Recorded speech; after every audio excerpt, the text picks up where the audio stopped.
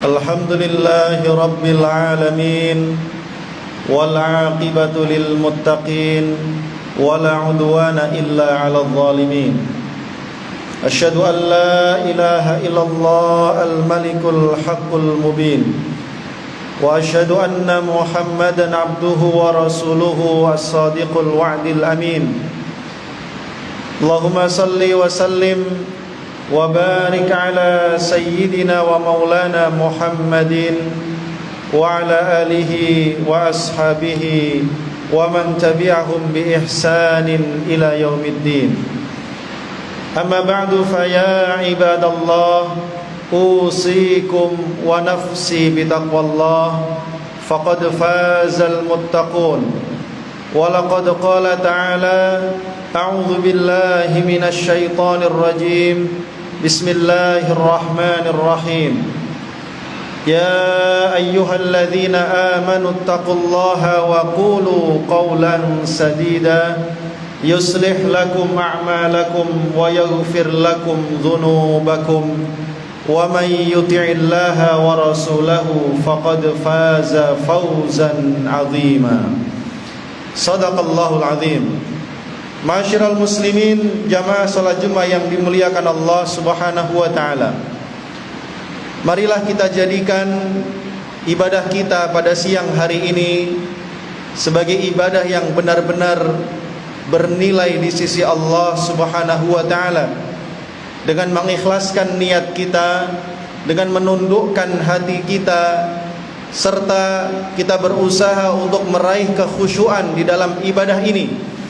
Sejenak kita tinggalkan urusan duniawi kita.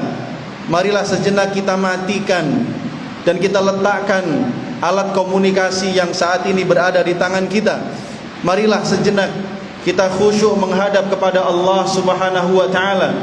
Karena boleh jadi ibadah siang ini merupakan ibadah terakhir dalam kehidupan kita. Oleh karena itu, marilah kita jadikan sebagai ibadah yang terbaik agar Allah menerimanya sebagai amal saleh dan mudah-mudahan kelak dapat mengantarkan kita kepada rahmat Allah yang paling besar, yaitu surganya insyaallah. Amin ya rabbal alamin.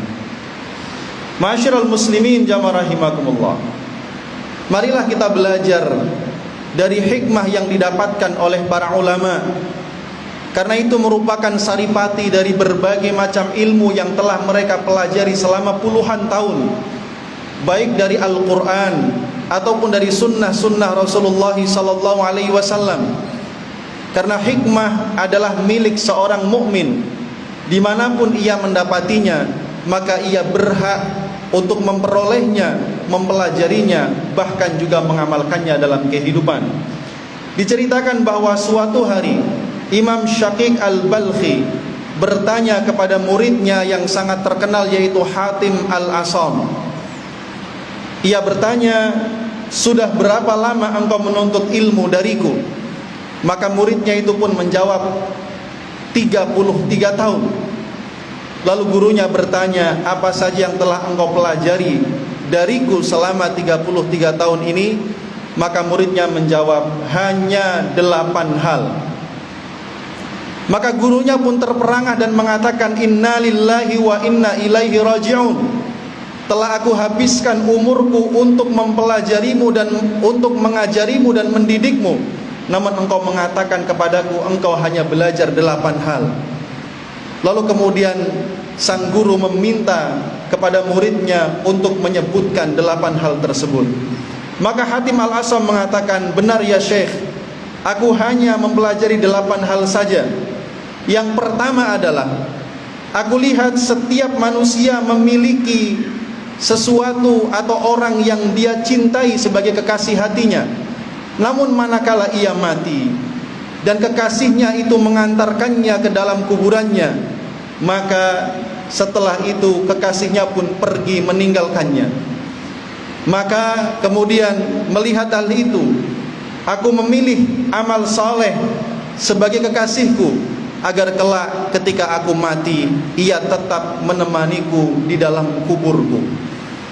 Hal yang pertama ini sesuai dengan hadis Rasulullah SAW, bahwa seorang mayit ketika dia mati, ia diantarkan oleh 3 hal. dua akan kembali dan satu menetap bersamanya. Dua yang kembali adalah keluarga serta hartanya, sementara yang menetap bersamanya adalah amalnya. Ma'asyiral muslimin jamaah rahimakumullah. Kemudian hal yang kedua, Hatim Al-Asam mengatakan, ketika aku membaca firman Allah Subhanahu wa taala dalam surah An-Nazi'at, wa amma man khafa maqama rabbih wa nahan nafsa 'anil hawa fa innal jannata hiyal ma'wa. Maka siapapun yang merasa takut terhadap kedudukan Tuhannya, lalu berusaha mengendalikan hawa nafsunya, maka sesungguhnya surgalah tempat kembalinya. Setelah membaca ayat ini, aku pun tersadar, kata Hatim, maka aku pun berjuang dengan sekuat tenaga untuk menundukkan hawa nafsuku, agar nafsuku itu tunduk kepada Allah dan juga kepada ajaran Rasulullah sallallahu alaihi wasallam. Karena Rasulullah sallallahu alaihi wasallam bersabda, la yu'minu ahadukum hatta takuna hawahu taba'an lima ji'tu bihi.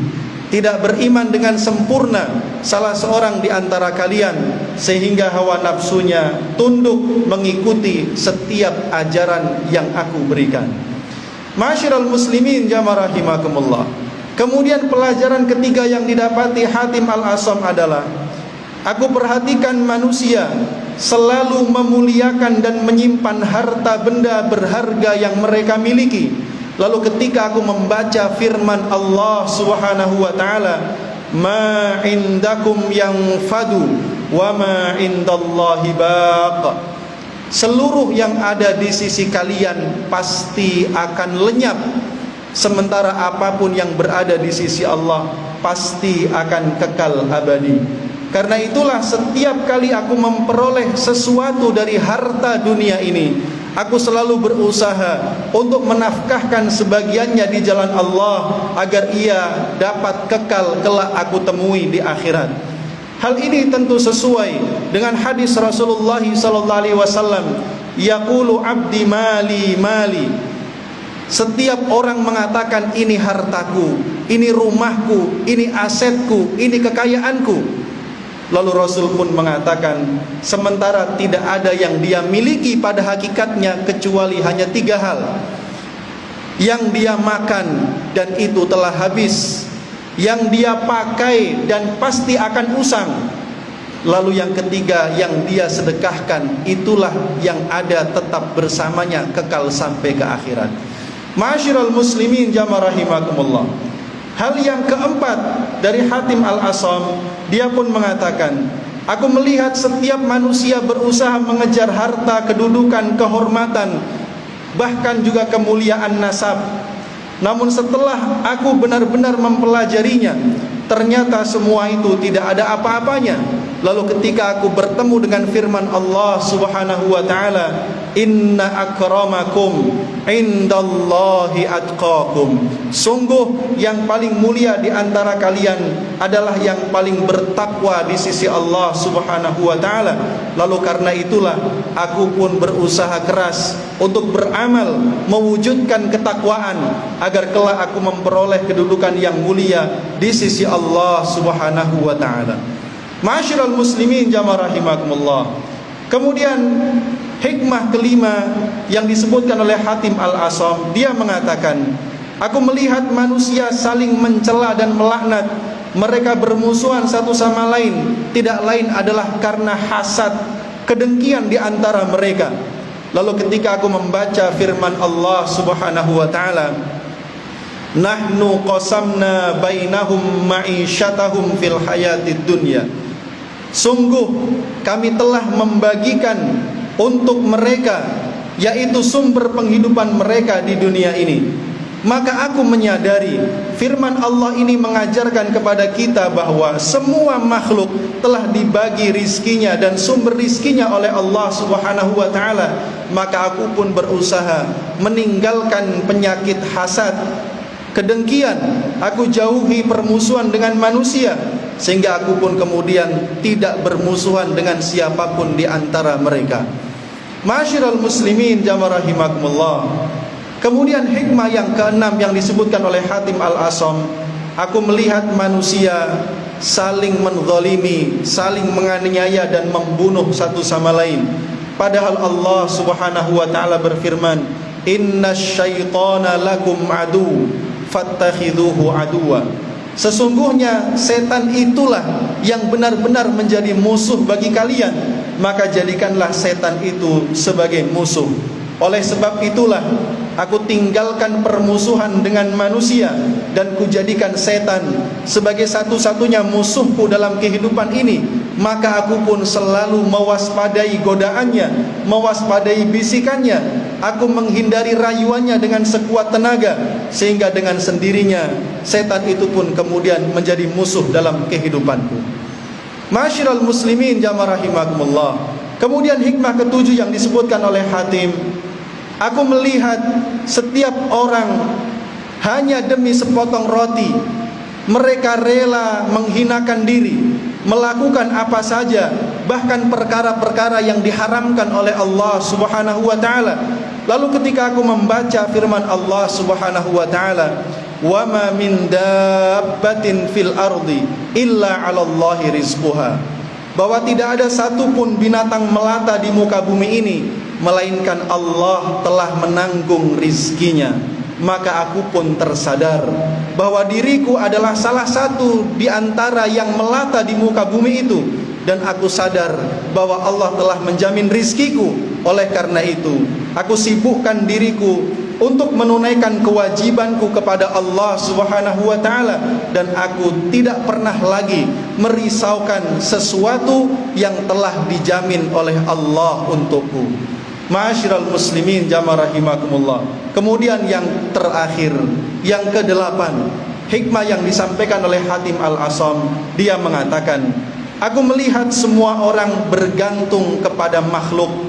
Ada yang bergantung kepada ladang dan perusahaannya, ada yang bergantung kepada perniagaannya, ada yang bergantung kepada pekerjaannya, ada yang bergantung kepada kesehatan fisiknya.